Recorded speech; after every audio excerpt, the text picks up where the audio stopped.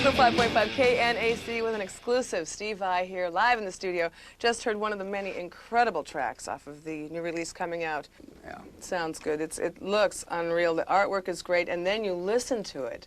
There's so much we have to cover in this interview because you are such an interesting man. I mean, as far as your guitar actually speaking to the listener, how do you do that? How do you interpret what you're thinking and actually make a story out of your music? Very carefully, that's how.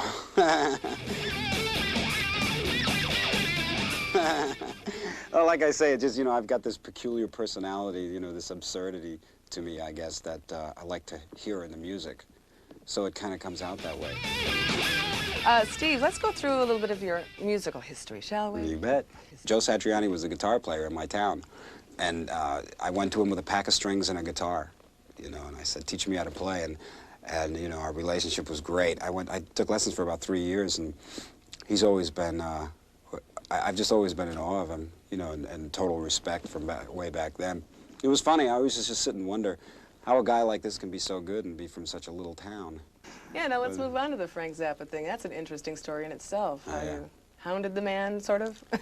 Well, I'm always stand backish, and I'm the last guy to walk up to a security guard backstage and go, "Hey, can you let me backstage?" or something. I'm a friend of the band. Not It's your the same style. thing. Yeah, no, same thing with Frank. I was a big fan. I liked his sense of the way he combined the sense of humor, and he's got an incredible sense of humor, and he mixes it with his sarcasm, and it's just one-liners that for days.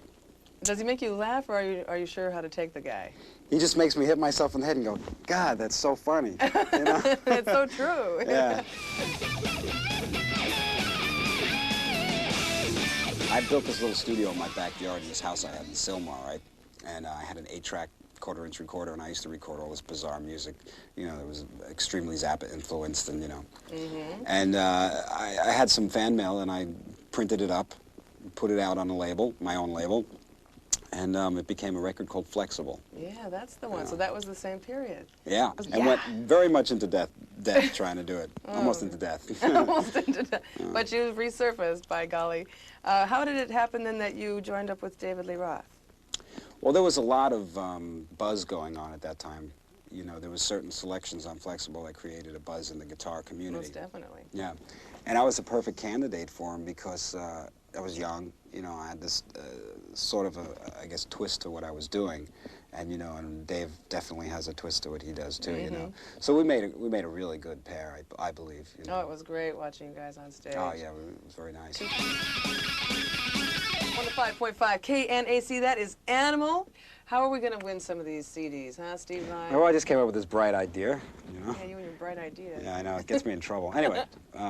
What we're going to do is take calls, and whoever can come up with the most colorful adjectives describing the music that they've heard so far from Passion and Warfare will get an autographed piece, and I'll actually write the adjective on it. There you go. So in other words, in a word, the best description. Yes, break out your thesaurus and your thinking caps. There you go. We'll be right back. The exciting life of a young budding rock star millionaire. Stop, you're making me dizzy. Hi, this is Tawn, KNAC. How do you describe Steve Vai's music today? I would have to say rainbowcious. Rainbowcious. All right.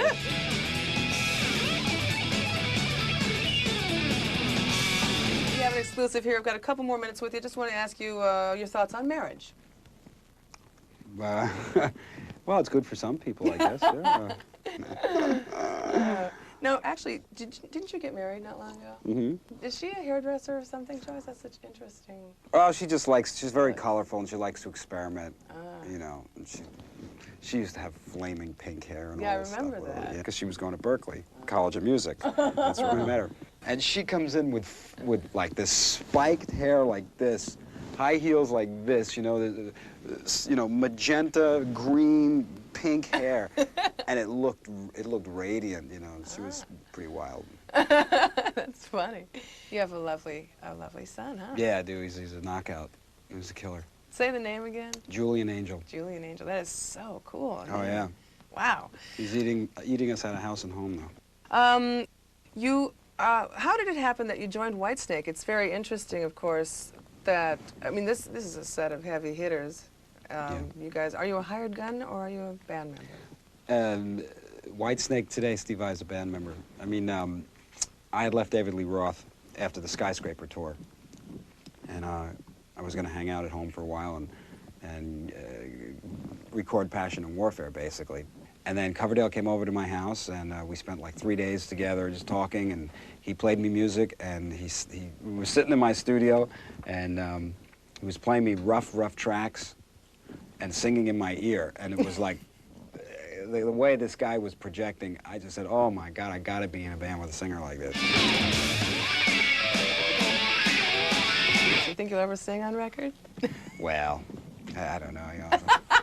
I don't really consider myself to be much of a singer, but... That was kind of a bashful look. Too bad you couldn't see that. By the way, speaking of that, we are actually videotaping this, too, for Metalhead Video Magazine. There's a bunch of hubbub going on around here. I'm looking into a video camera right now. As we speak, so... I'm recording this. It's going out on the air live, and it's being recorded, and whoever is going to be watching this is going to be watching it now, but I'm recording it now. So.